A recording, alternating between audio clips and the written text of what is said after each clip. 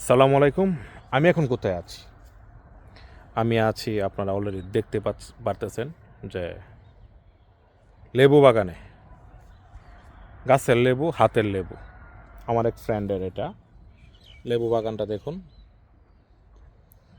এরকম লেবু বাগান থেকে লেবু ছিঁড়ে লেবুর শরবত খাওয়া এবং লেবুর ভাত দিয়ে, মাছ দিয়ে, মাংস দিয়ে লেবু খাওয়া, এটা কি বলবো? এটা আসলে এক কথা অনেক ভালো লাগে, অনেক ভালো লাগে। ফরমালিন মুক্ত একদম। আমি যে আপনাকে লেবুটা দেখাই, দেখেন কত সুন্দর সুস্বাদু লেবু, একদম সুস্বাদু লেবু। তো সবসময় সবসময়ের মতো আমি একটা কথা সবসময় বলি, গ্রামকে ভালোবাসতে হবে।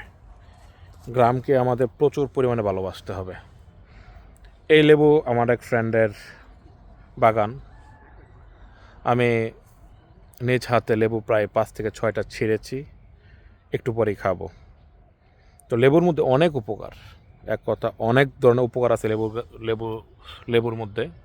তো আপনারা নিয়মিত, আমি বলবো নিয়মিত প্রতিদিন লেবু খাবেন, কোনো দিন মিস দিবেন না।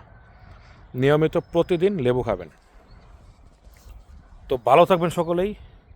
আল্লাহ হাফেজ। আসসালামু আলাইকুম।